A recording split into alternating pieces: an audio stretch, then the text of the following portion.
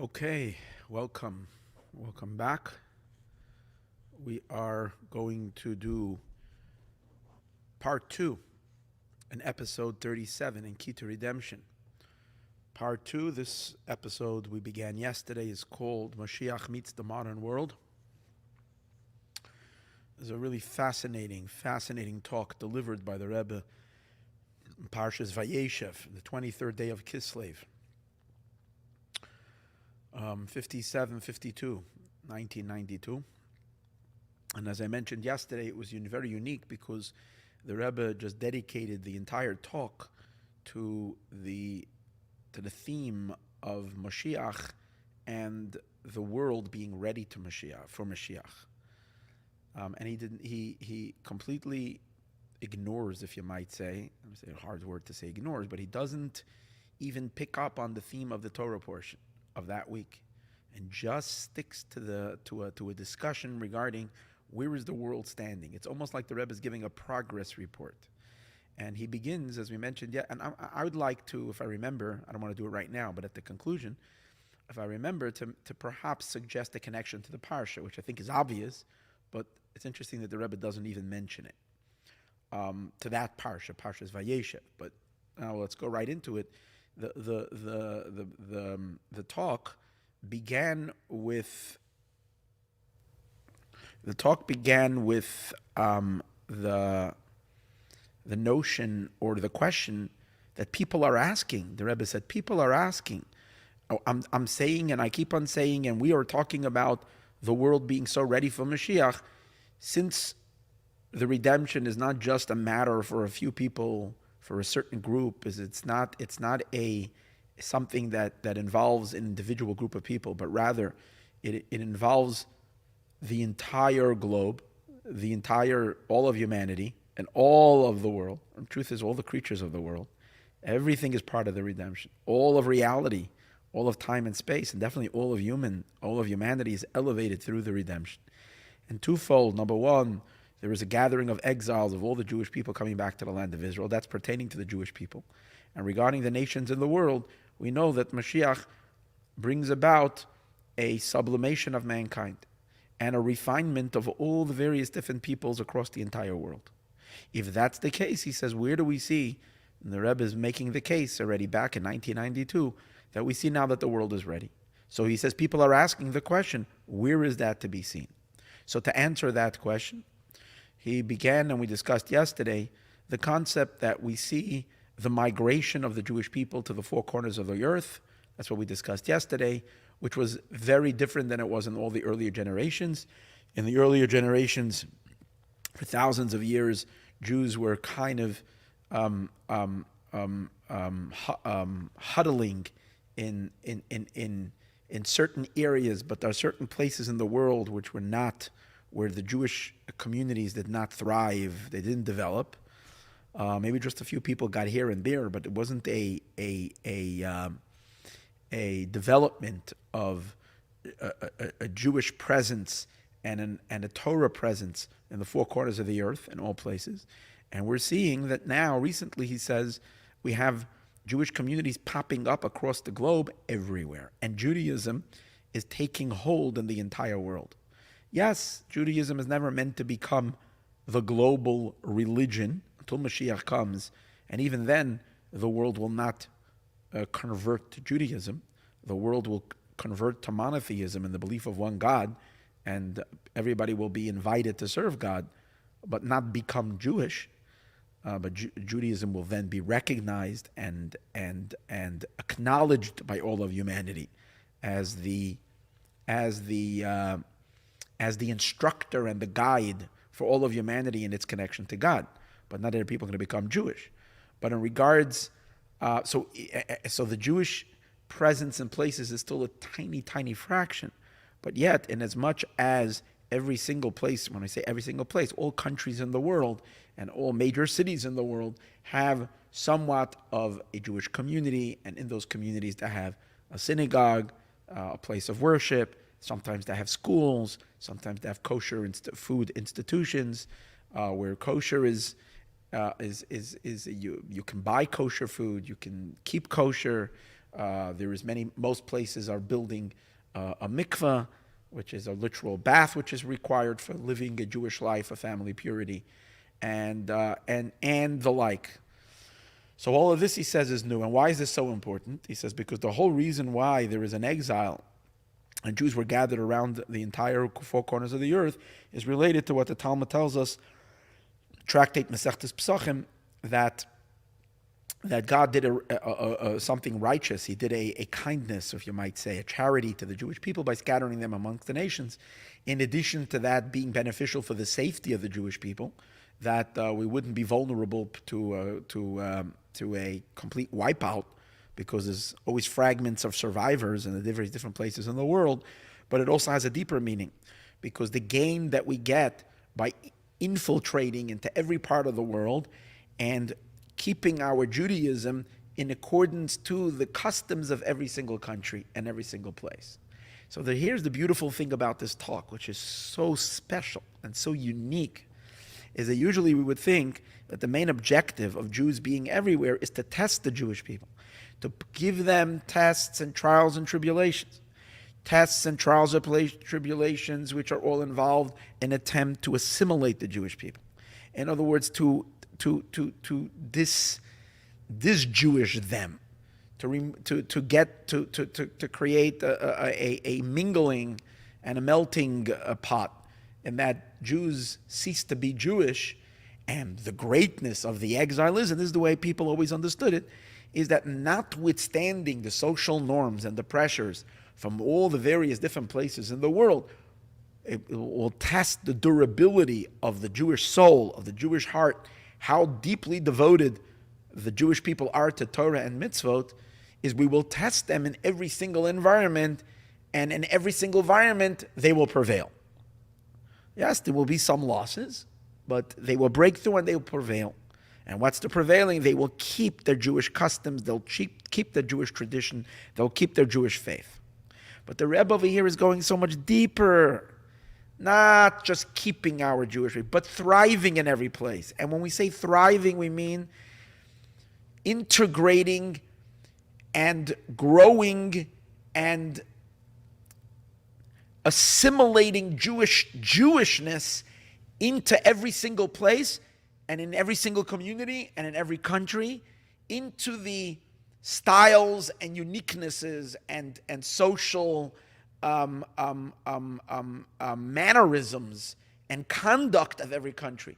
In other words, bringing in the unique qualities and characteristics and colorfulness of all the various different places in the world, and being Jewish with those characteristics, and enriching Judaism with that characteristic.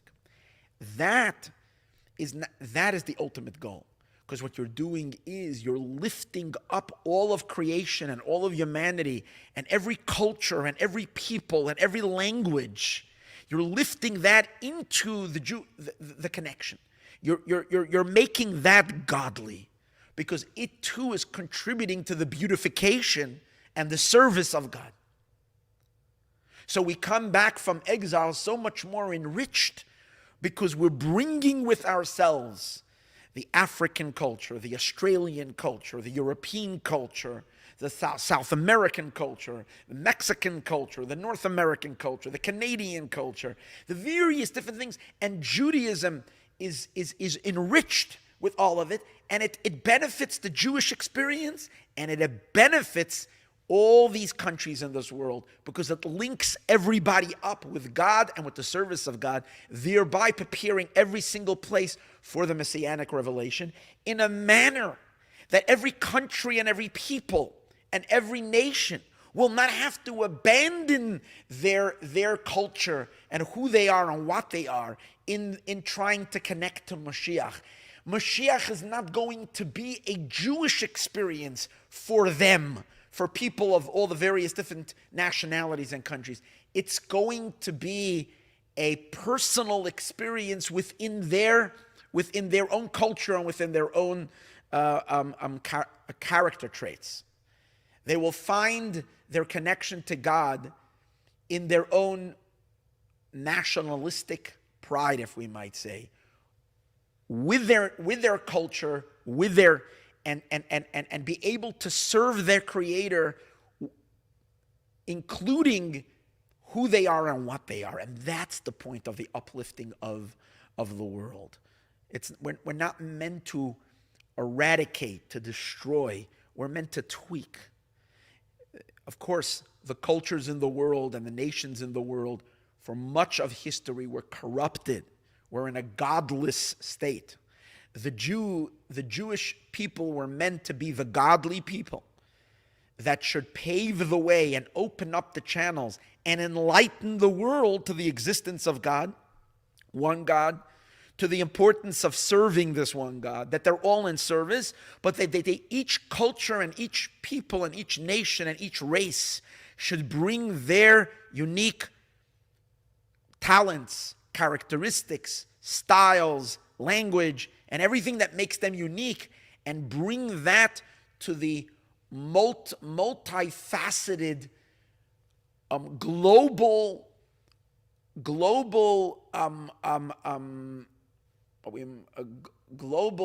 empire, in which the divine empire, God's kingdom, God's majestic kingdom, is beautified by the multifaceted and multicultural service of God.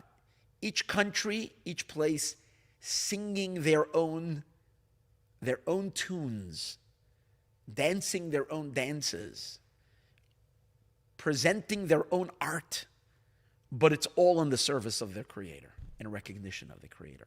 That's the purpose over here. For that, the Rebbe says a very interesting thing. For that, the Jewish people couldn't affect that had we remained in Jerusalem. Even if we would be, and here's a very interesting thing, even if the Jewish people would be the superpower, and even if we would have a voice like in the days of King Solomon, and even if we would be the dominating people in the world, and we would exert our influence across the world, it would be that the rest of the world would become silenced and listen to what Israel, what the Jewish people have to say. That's nice, but that's not the objective. The objective is that our world, with all of its detail and all of its particles and all of its nuances, should reveal their own godliness, its own divine spark.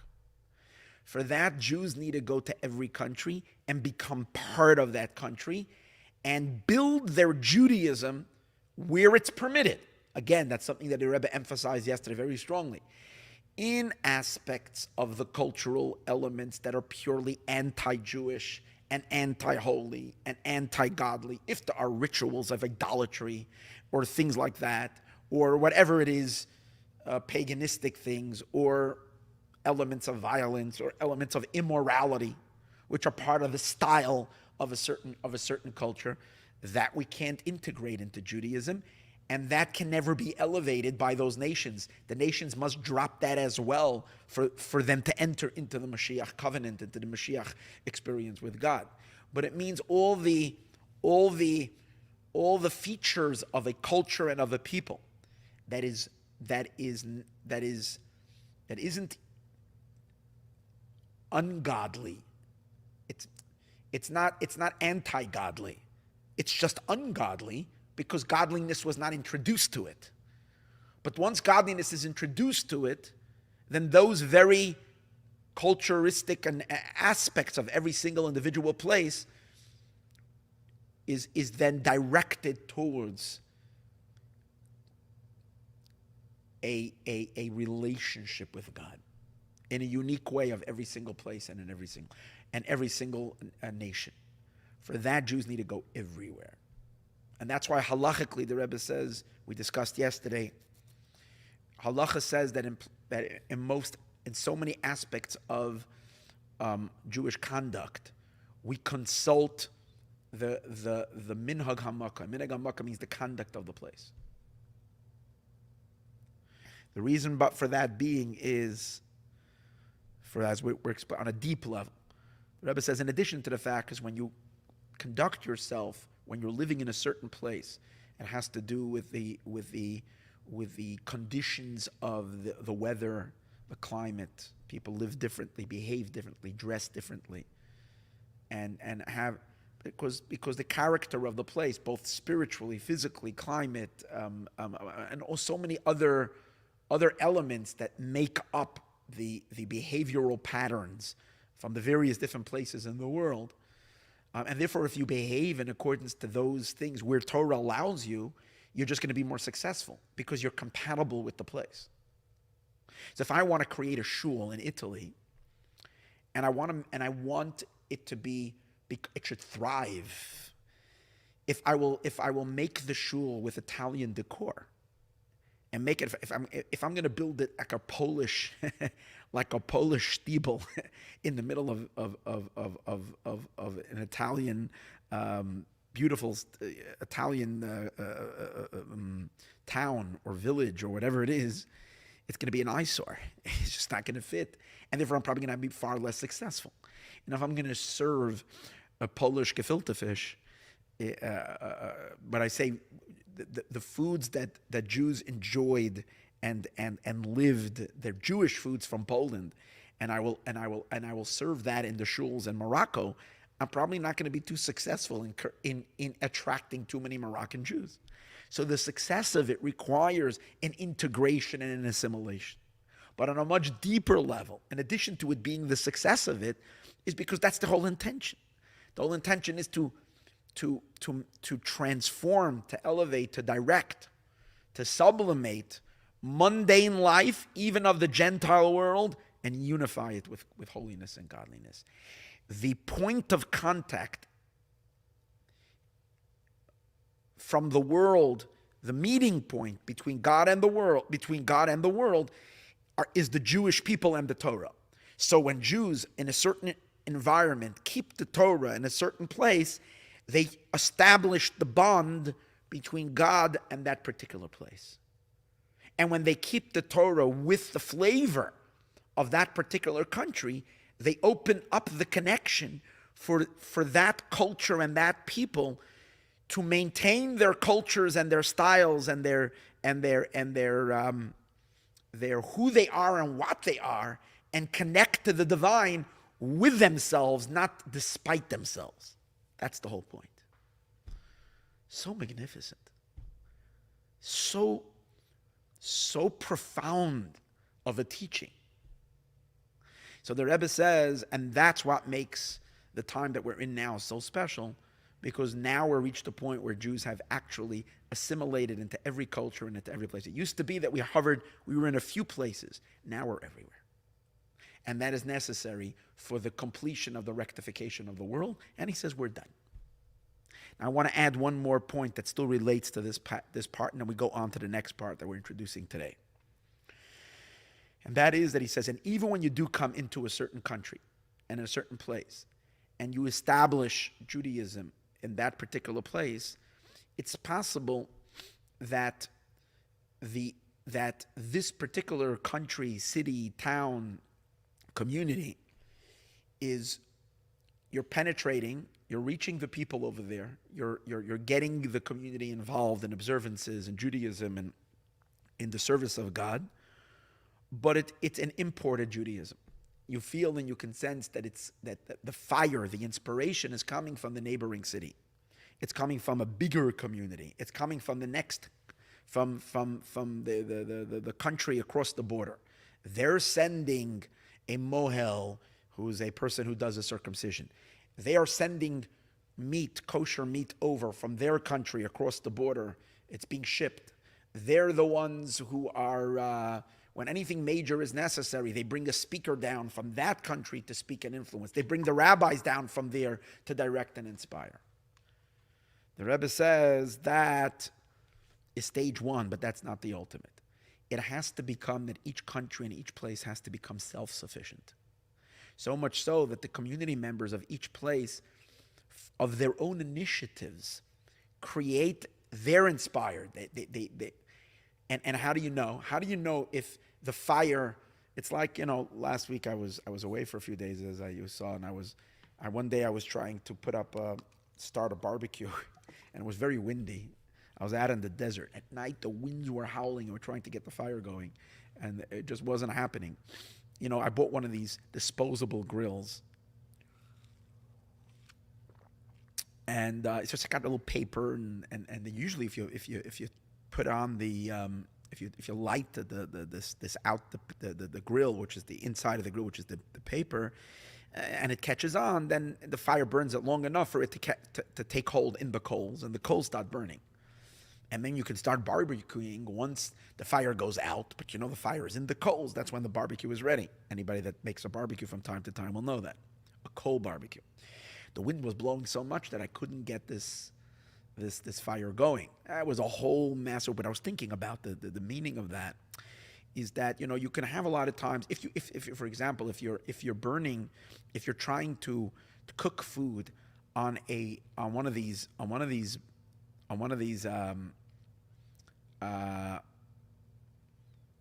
grills where there is a fire, but the fire has not taken on the coals. The coals themselves have not become burning coals. But you put lighter fluid on, or there is paper that is burning.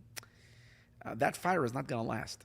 It's a fake fire. It's an external, superficial fire, and it's probably going to burn the food as well.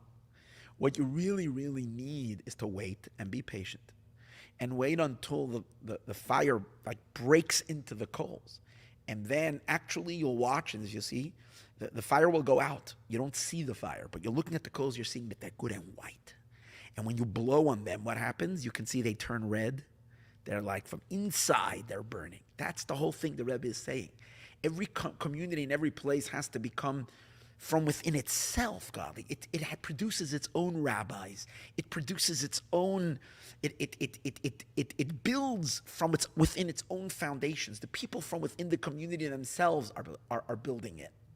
That's the sign that godliness, Torah and mitzvot and Jewishness has broken into the inner core of that community and of that place. Now, how do you know? One of the tests to test it, if it's Judaism and inspiration and holiness, Torah coming from the outside, being projected from a different place, or if it becomes organic, if it becomes natural to the place, is if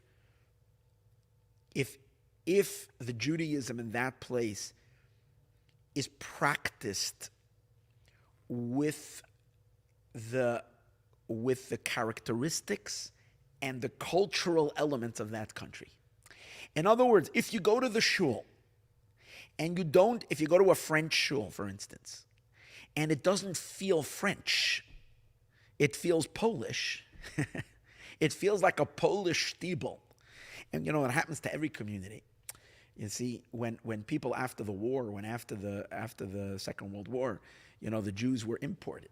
So they came, and there were Hungarian Jews and Polish Jews and so on, the Eastern European Jews and Russian Jews. They came around, and they resettled in all the places. So when they started their shuls, the shuls didn't feel like American shuls. They didn't feel like French shuls. They didn't feel like they had the sense that we were back in Poland, you were back in Hungary, you're back in the other country, the old country. But it took a generation or two in which the shuls in America started to become Americanized. They got the American flavor. They got and that's, in other words, when the cultural elements of that particular country seep into the Jewish, to the observances, and it feels American, kosher American, but it feels American in the service itself. You feel like you're in an English shul, or you feel like you're in an American shul, meaning English, in a British shul, or an American shul, or you feel like you're in a shul in Germany, or you feel like you're in a Brazilian shul or an Argentinian shul. Then you know, if the culture seeps in and mingles into the Jewishness, then you know it's organic. Then you know the coals are really burning. That's the point. And that's the objective. With this in mind, we take it now to the next stage. So the Rebbe says, in as much as this is the objective of the exile and the purpose of creation to begin with is the sublimation and the elevation of all of creation and all of the world to its and getting into all the individual aspects of every culture and every community. The ultimate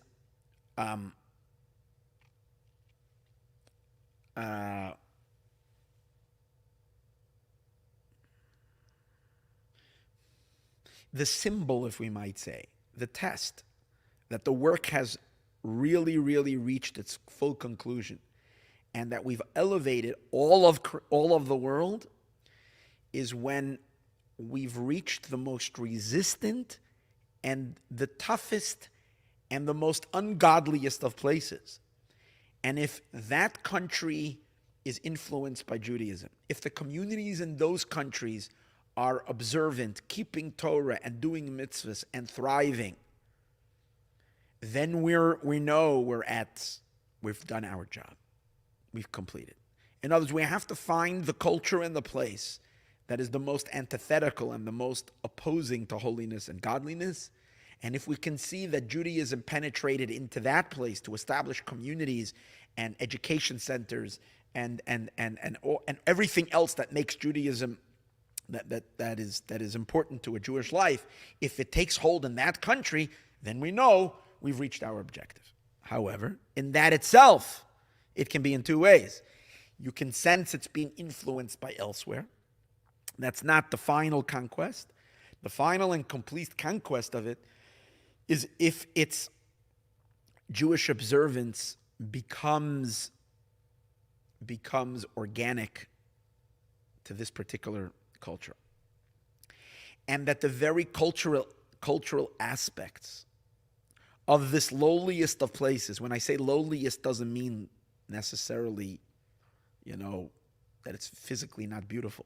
It can be the most beautiful physical place. It can be lowliest of places means a place that puts up the biggest fight against God, a place that stands for immorality and impurity and a fight against anything holy and godliness, a very atheistic type of a culture. And yet when this place welcomes Judaism, not only that, it contributes its very flavor that was once antithetical and against anything holy and godly. And now it provides the Jewish experience with its very cultural elements, but now in a way that is in the service of God. Then we know the work has been completed. And the Rebbe says that place that we're talking about is France. France is the symbol of the final conquest. Why does the Rebbe pick on France? Very interesting. And he says like this. In the book of Avadia, which I mentioned yesterday already in the earlier class, there is a prophecy which talks about the book of Avadia only has one chapter, and over there it talks about the prophecy regarding Esav and Esav's descendants, the people of Edom, which we, by the way, know was translated, even though Edom was a country bordering the land of Israel, but the people of Edom were the seeds for the Roman Empire. And Rome later translated itself into Christianity, which became the driving force of the Western culture, okay, which is the Western. So we're talking about which is the dominating force of the nations of the world at large.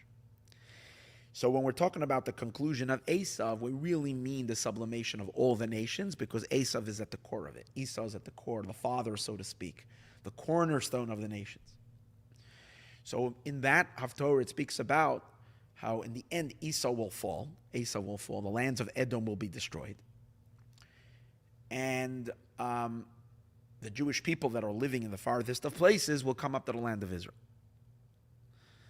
Now, what's so beautiful about the Rebbe is when the Rebbe doesn't see this as a destruction, he sees the destruction of the negativity of it, but the cultivation and the development of the positive elements of all these countries. Not its destruction.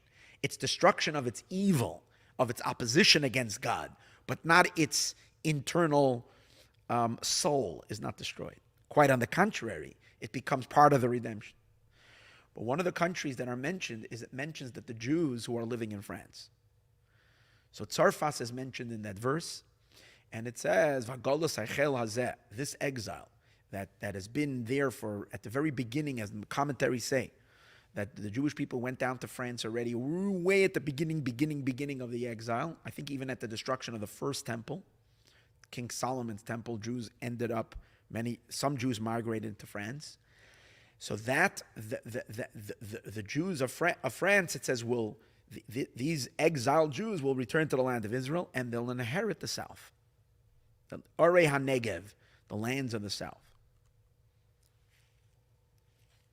I was just thinking earlier, it could even be referring to Gaza as well, because Gaza is all the way on the south. That's in the Negev of Israel. So this is what it talks about.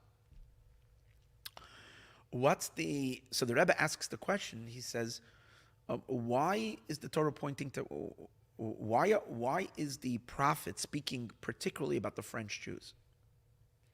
And even we are to say that the word Jews, who the exile, and that maybe that was like the farthest of places that that Jews way back then went to in the time of the prophet. So the prophet is talking about the farthest Jews, but that was at the time of the exile. He says the prophecy is about the time of the redemption. So why are we emphasizing France? So the answer that he gives is that the reason where the prophet points out of all countries that it speaks about France is because the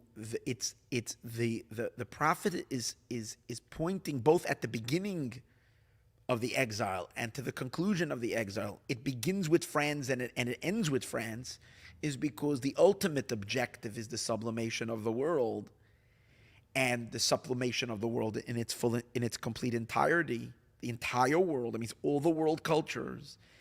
And what's the sign that you've lifted all of the world up? When you can lift the lowest tier.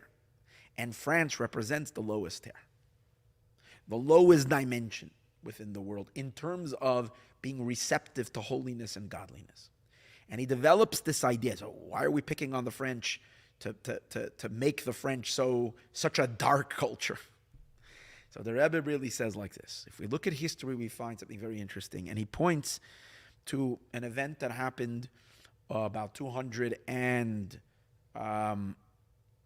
years ago, that when Napoleon, during the Napoleon War, when Napoleon was fighting against going through Europe with the dreams of being the great conqueror, and he set his goals on Russia.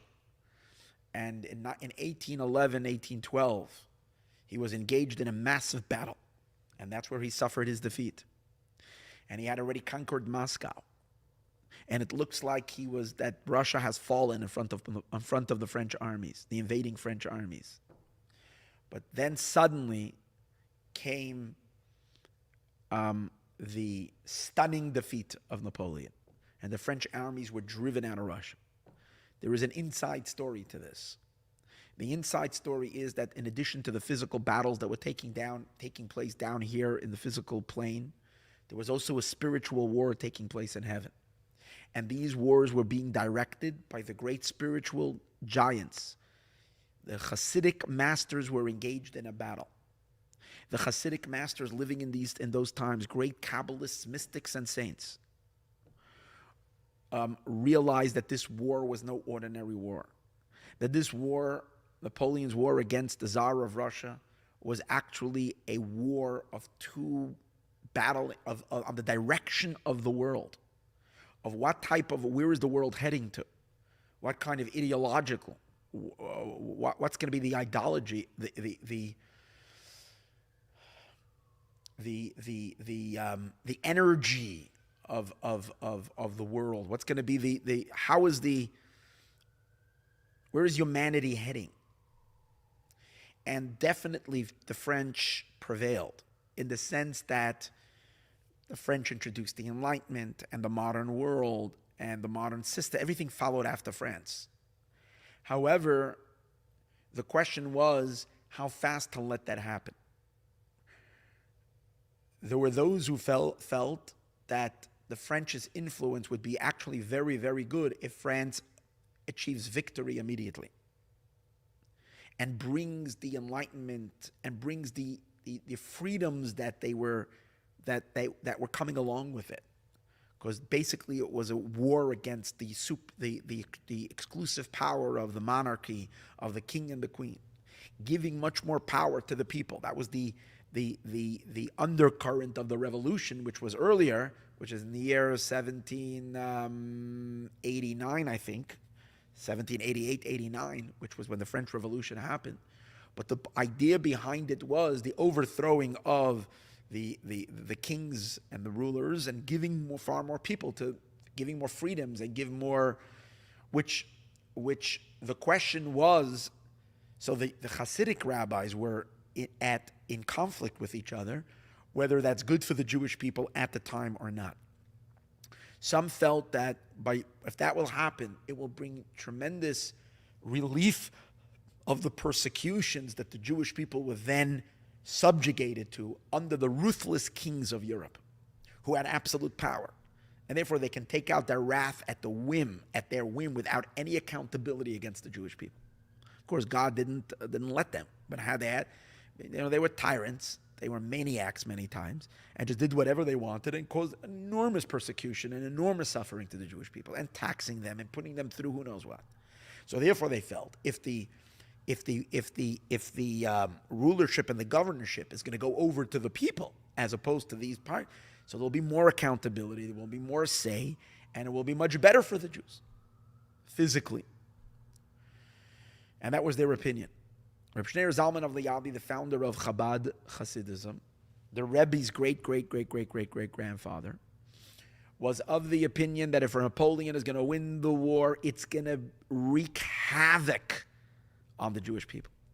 Because this immediate freedom that he was bringing was going to be overwhelming. It's going to bring a shocking sense of liberty and freedom and modernization to the Jewish people. And the Jewish people are not ready to be the ghetto doors to fling open and to create this sense of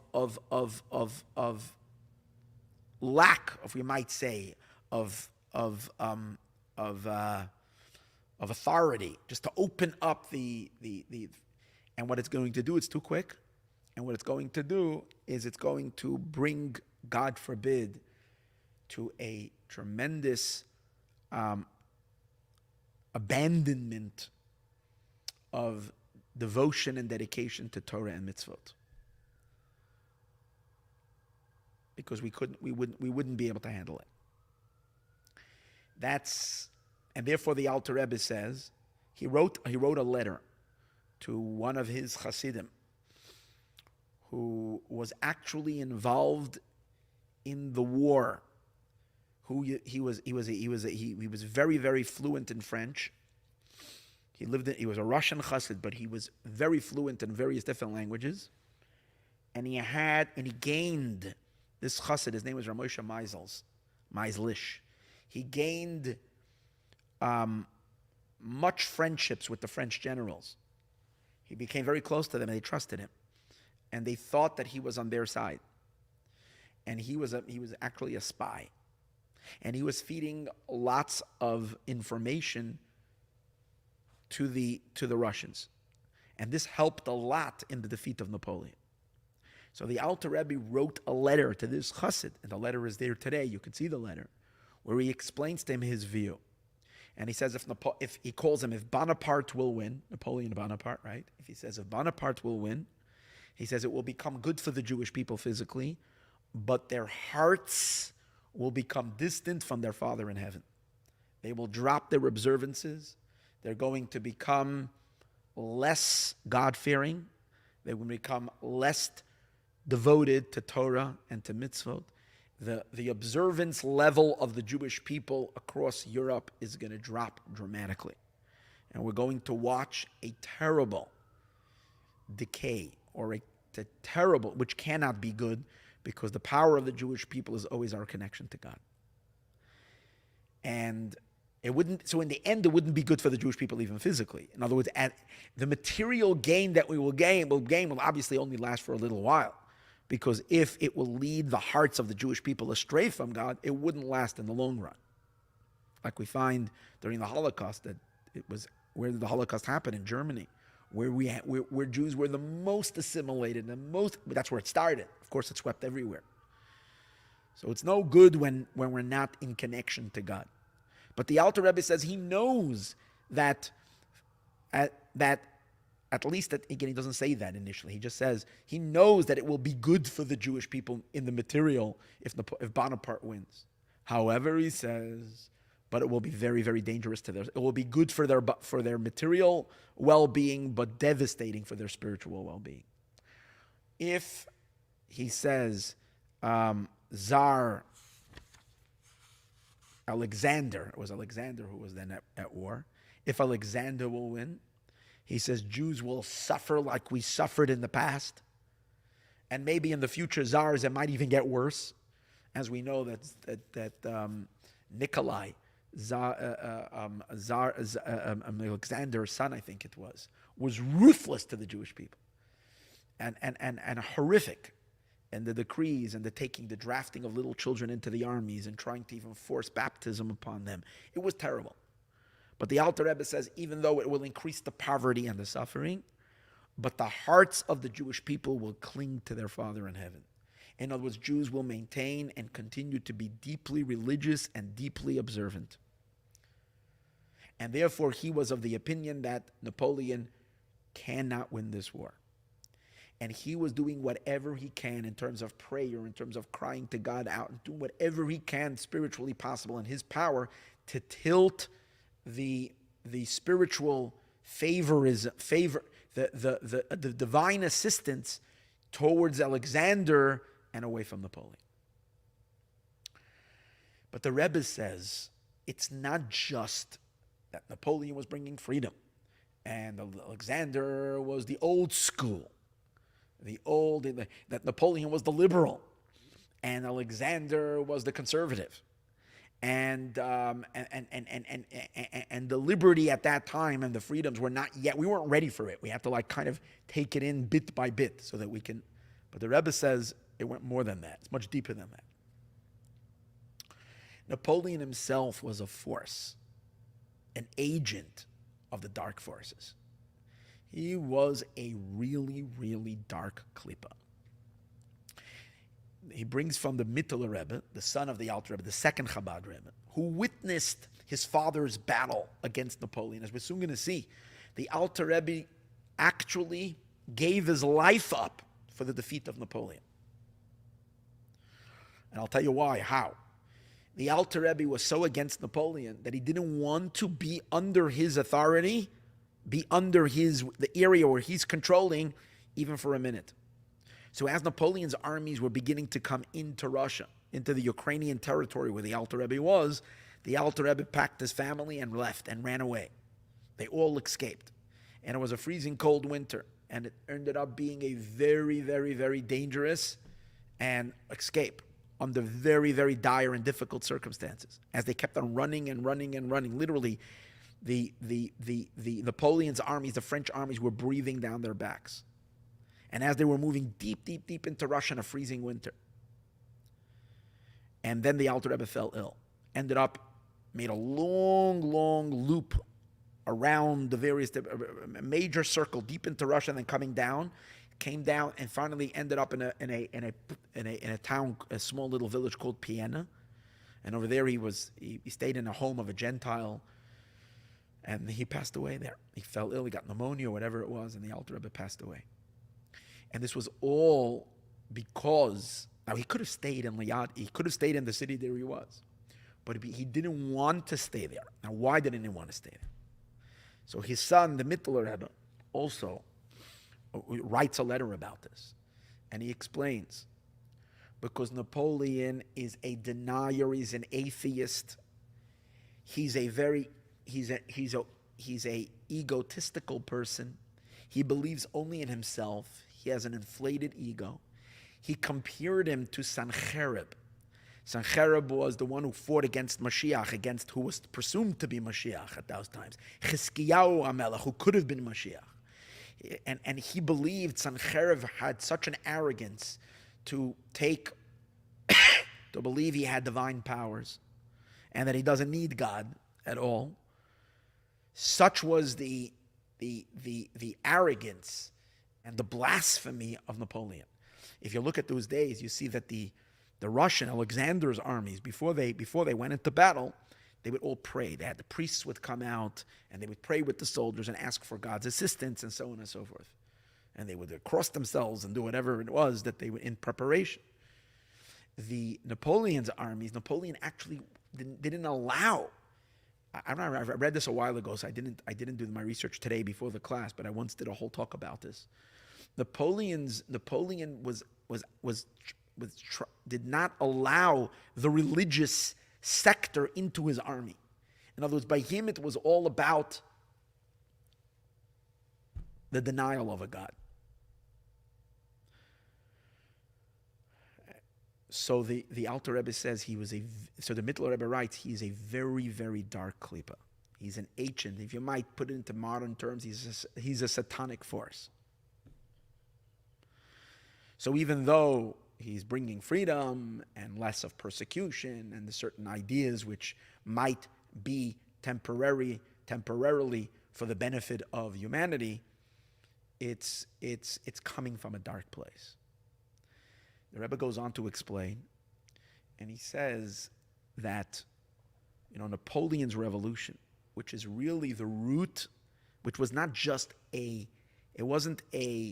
saying the French Revolution, not Napoleon's revolution, the French Revolution, which was not only a something that happened at a certain time, but rather it changed the course of history.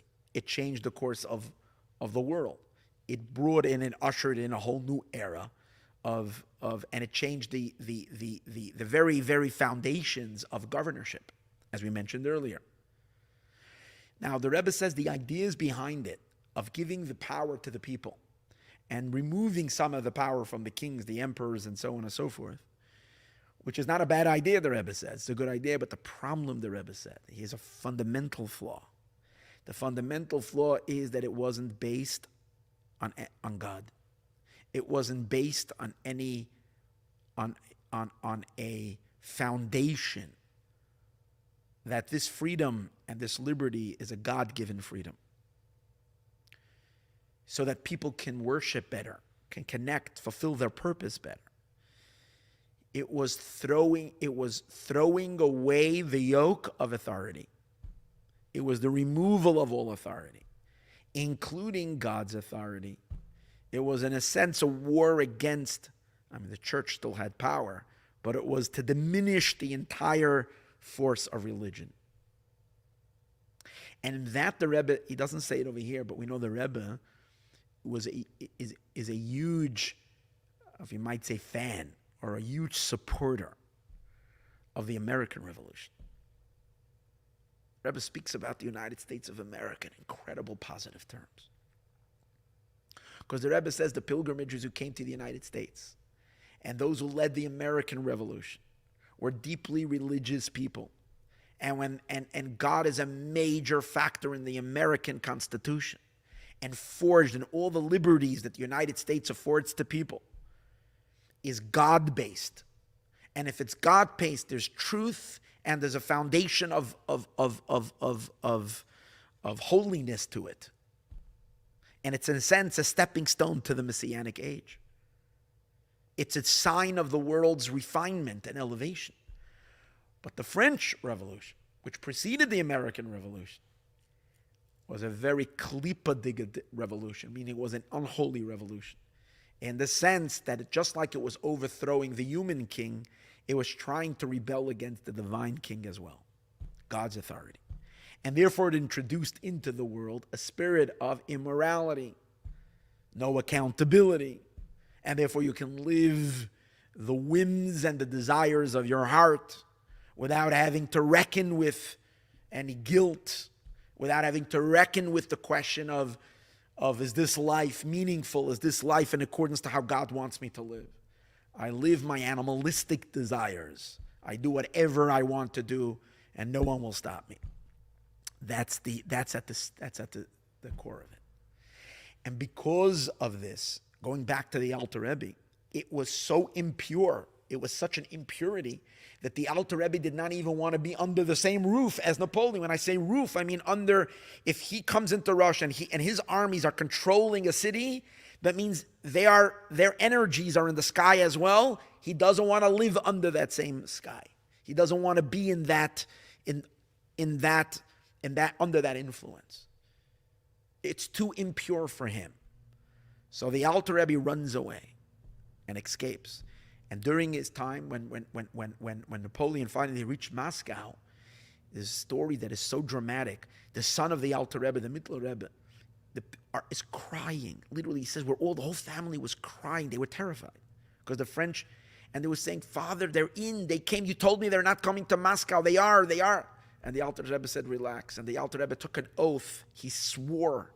He made an oath, and he said, that Napoleon is going to now, you'll see right now, he's going to be defeated. He's going to be pushed out. And that's exactly what happened.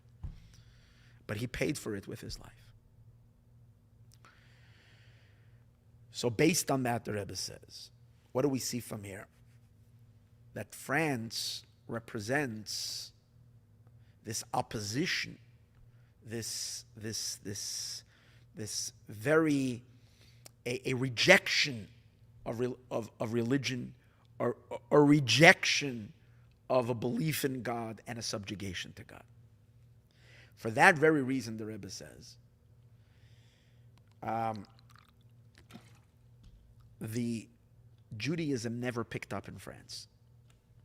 There were Jews that lived in the early days in France. We're going back into the 1300s, the 1200s, the 1100s, the 10th century, 11th. Even during those times, they experienced horrific persecutions. The French were not nice to the Jews way back then. But then later, after the expulsions and the Crusaders and so on and so forth, France did not have much Judaism happening there. I can't tell you exactly what was, if there was any communities or anything really happening. It was really vacant. And when Jews did go to France in the more modern world, they very much did not live lives of Torah lives, observance lives, and definitely not God-fearing lives. The culture was one that brought to the people that were living there a sense of sinfulness and immorality. And even if you went to visit there, if you went to visit Paris, you probably, the immorality of Paris rubbed off on the visitor. And therefore, the Rebbe says, the Chabad rabbis avoided France. Which means even though they were disseminating the teachings of Hasidism across Europe and different countries, to the France, they didn't go there for the first 3 generations. The Alter Rebbe, the Mittler Rebbe, and the Tzemach Tzedek didn't touch France. The 4th Chabad Rebbe, the Rebbe says, Reb Shmuel began slowly to start tinkering with France. You see, the Alter Rebbe not avoiding France and fighting against the French wasn't because that he believed that France is doomed and is not deserving to be elevated. He just knew that at the time is not ripe yet. And therefore, after the Napoleon was driven out of Russia, and Judaism continued to thrive in Russia and Eastern Europe and Poland, Jews were observant communities. Again, the physical lives were difficult and harsh, the material lives, but spiritually, Judaism thrived. And Hasidism, which is the inner life of Judaism, its inner spiritual light, was very powerful and very strong. That service of God that continued during all these years, from as we mentioned earlier, from 1812, all the way till, let's say, close to the 1900s, this entire 90-year period of continued observance of Torah, increasing godliness in this world, began already to open up a passageway to created a strengthening of holiness in this world that we can start considering to infiltrate into France. And it began in the fourth generation of the Chabad movement. The Rebbe Marash, Reb Shmuel, traveled to France on more than one occasion. And he made various different Balei Tshuva. There's an amazing story. A fourth Chabad Rebbe traveled to France, maybe it was Paris, checked himself into the fanciest hotel, casino in France, in Paris, and asked for a room that was in the most, where the really, really, really luxurious suites, paid the money. He was actually an affluent person, the Rebbe Marash. From all the Chabad Rebbes, he was a rich one. And he checked in over there. He went into one of the casinos where they were playing. You would wonder, a Rebbe to walk into a place like that, it wasn't that kosher. It wasn't that, and he comes over to someone that's sitting there. He sits down next to him, and a guy didn't even look Jewish, and the Rebbe whispered in his ear, and he said to him, Rebbe Yid, Yayin Nesach, non-kosher wine, he said to him in Yiddish, is metamtim der moyach and der leiv. Non-kosher wine clogs the mind and clogs the heart. First the guy ignored him, and the Rebbe told him more than once. Finally the person came, and then the Rebbe left, went back to his room. And this individual came later knocking on the Rebbe's door, went into him, stayed there for a long time, left, and he turned his entire life around. Became a keeper of Torah and mitzvot and so on and so forth. That's a famous story of the Rebbe Marash. But again, the visits were very few, once or twice. He did a few things in terms of, but he began to tinker, he began to transform. See, a tzaddik, a Rebbe, has enormous power in the ability to start maneuvering things on the level of energy of a certain country. His son, the fifth Chabad Rebbe, traveled to France on a few occasions. One of the places he went to was the city Menton, I think it's called, on the Riviera coast of France, on the Mediterranean. I looked it up in Google. Beautiful town. I saw it. I said, wow, I would love to visit this place. Just so beautiful. It's not far from Italy. It's like 20 miles away. And he was there for a while. I guess he went there to rest up and for health reasons. In that town, in Menton, he laid the foundation for one of the deepest Hasidic discourses on Hasidism, one of the most incredible divine revelations that there are. The foundations of that teaching, he was there for a few months, I think, or a few weeks. And during that time, he was meditating on the deepest divine godly ideas. But it wasn't just, okay, he happened to have vacation time, so people who didn't have so much, you might say, disturbances, so he was able to really concentrate on new innovative ideas in Hasidism. It was done in France because it was part of the rectification of the world. It was part of the conquering of the world, infiltrating into the most resistant and impure of places and starting the purification and the cleansing. But the Rebbe says this was just the beginning. By the sixth Chabad Rebbe, Rabbi Yosef Yitzchak, is really, really where the change happened on a much deeper level. Because the previous Rebbe, in addition to the fact that he was in France on a few occasions, and he spoke Hasidic discourse in France, which again, when a tzaddik speaks and says a discourse, it purifies the air.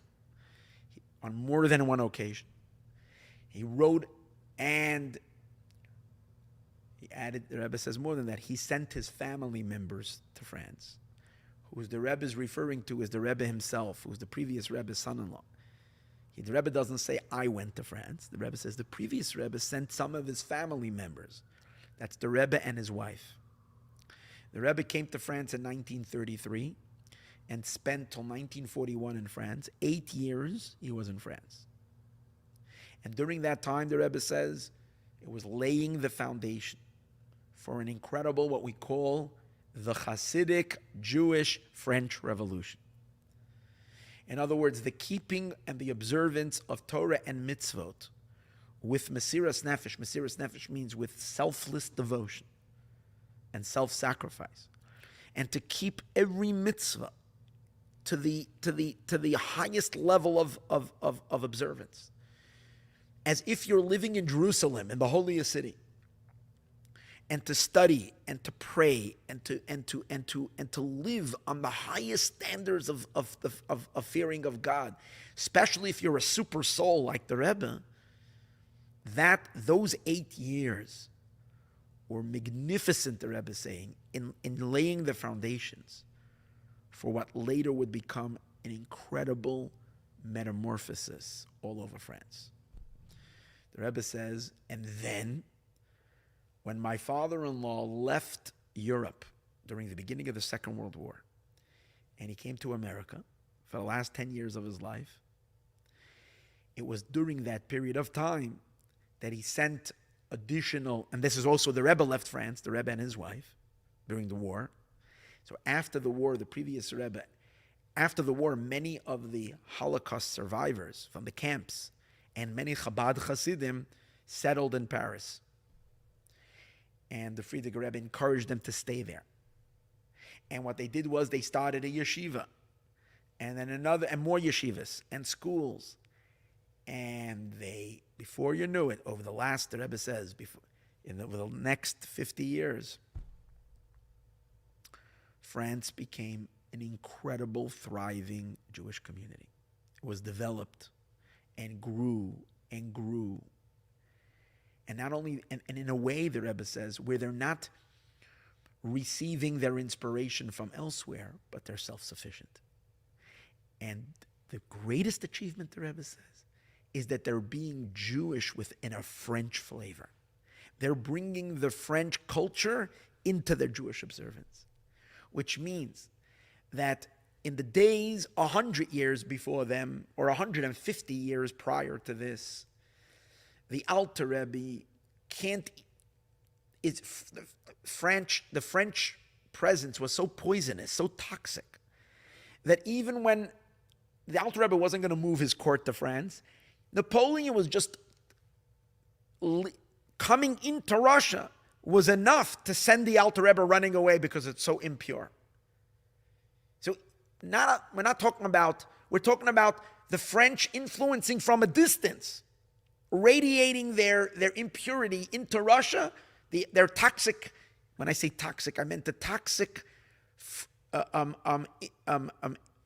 atheistic nature of that the French were promulgating, that were when it reached Russia, the Alter Rebbe ran away from it. He didn't want to. It was, and take a look at the radical transformation the Rebbe says. Now we're in the headquarters in Paris itself, and over there is yeshiva. How many? You can look this up. How many kosher restaurants are there in Paris today? In France, I don't know. There's, I think, about 50. Showing on how, and French culinary skills have become part of the Jewish French experience. And that's important to the Rebbe, that the culinary elements of France go into the Jewish experience. Because that's the whole point. That it, with its culture as it is, but Judaism uncompromised. Judaism with observance. Judaism with fearing of God. And if you know, in particularly, Chabad was enormously successful in France in making people that were not yet religious, drawing them closer to observance, and making what we call many Balei Tshuva. Balei Tshuva means people that turn their lives around from a non-observant lifestyle to a complete observance lifestyle. And it was in the hundreds, in the thousands. By the time 1992, it was like crazy. You know how many French Jews have completely turned their lives around from being secular to observant. And the Rebbe says that is an astonishing miracle. But it's not just a miracle. It's the ultimate testimony that holiness and godliness has prevailed in the world because we've reached the lowest place. And therefore, the Rebbe, going back to what he said at the beginning, it's for that reason that the prophet speaks about France, because France is pivotal in this transformation. It's pivotal in the whole purpose of the exile. It says everything about the thermometer of where the world is holding, when even France can produce holiness. And in order to emphasize how strong the French are producing their own organic Judaism, is in the idea that they have their own, that they're publishing books of Torah. There are books of Torah that are published in French. In other words, instead of them receiving books from New York and from the other great Jewish communities and studying Torah, there are works of novel Torah ideas published in France, and those books are being imported to people in other places in the world, and they're studying it. Which means that French is not just also Jewish, it's influencing Judaism in different countries. It becomes a center, it's a spring, if you might say, of holiness. A place that was so antithetical to everything holy and godly becomes itself a spring for holiness. Now, obviously, the Rebbe is analyzing France. The France that the Rebbe is looking at is the very, very inner core of France. He's not looking at, the outside, the Hollywood of France, the superficial France. He's looking at what really counts. And what really counts is the godly things that are happening. And that's its sublimation. But I forgot to mention, and this is very important before we close today's class, the Rebbe says that the ability for this to happen, for the transformation to be able to happen even in France, what caused it? What really is the root of it? You can say because that's the advance of holiness, like every army. The army eventually advances more and more until it makes its final conquest. So holiness and godliness made its final conquest to be able to infiltrate even France. But on a deeper level, he says, the real cause of it is because the world is influenced by its leader. Everything goes after the head. So the leader of the generation, the Rebbe says, is the Rebbe. He's not referring to himself, he's referring to his father-in-law. And he says, my father-in-law, who is the leader of the generation, we find something interesting by him, different than all of his predecessors, different than his ancestors. His ancestors all stayed local. They stayed primarily in Russia, in White Russia, in Lubavitch. That's where they had their headquarters. And it goes all the way back to the Baal Shem Tov. The Baal Shem Tov was in Poland, Russia. And that was the headquarters for hundreds of years of Jewish scholarship, observance, and so forth, at least in the Ashkenazic world. And the Chabad Rebbes, even though some of them did travel out, like we mentioned earlier, but even when they went out, their base was still in Russia. It says, my father-in-law was the first one of the Chabad Rebbes who left the Chabad nest and relocated. Now, he didn't relocate willfully. It was the circumstances, it was the persecution, it was the communist, and the fact that they wanted to, they almost took his life, that forced him to leave. But it was by divine providence that he had to leave. By him leaving and first came to Poland, Latvia, and then into Poland, and for about 10 years. And then by the beginning of the war, he moved from Poland and came to the United States of America. The fact that the headquarters of holiness was on the move and didn't stay in a stronghold of holiness, but began to move into the lower parts of the world, especially the fact that he came to America, which is, as we did, America is also, is in terms of physical distance is considered from the Hasidic perspective. It's what the Hasidism looks at this. We divides the world as an upper hemisphere and the lower hemisphere. Why the division is this way, I can't tell you exactly. But in which Mount Sinai and Jerusalem is considered on the top, and in that sense we have Europe is on the same half of the globe where Israel is, but the United States and even France is on the upper half, but the United States is on the bottom. The fact that it's physically on the other side of the globe means it's a lower part of the world, meaning more farther away than all the divine activity that were taking place.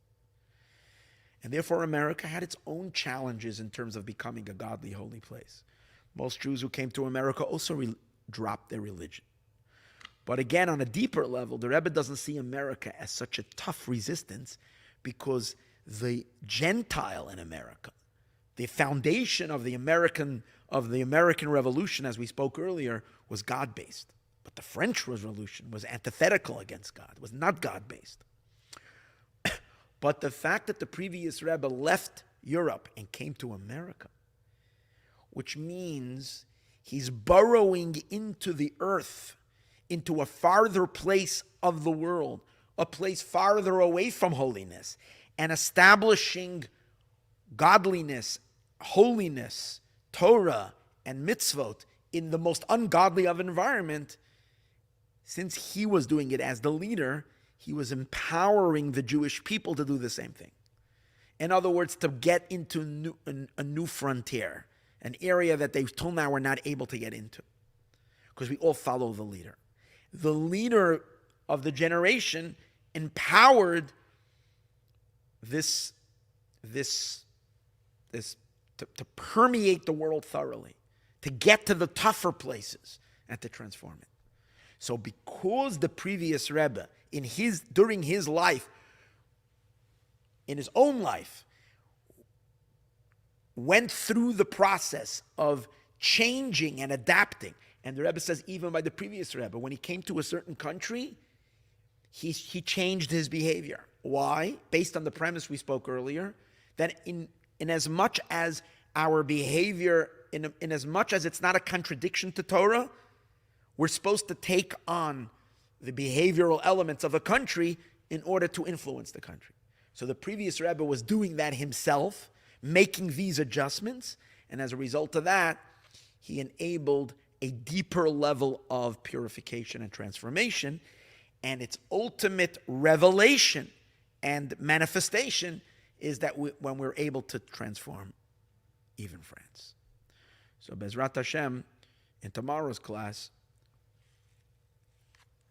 he's going to reveal to us how it's hinted to in the Hebrew name of France, and reveal incredible connections to Moshiach, of what that means. And as we shall see Bezrat Hashem tomorrow, please join us for the next class.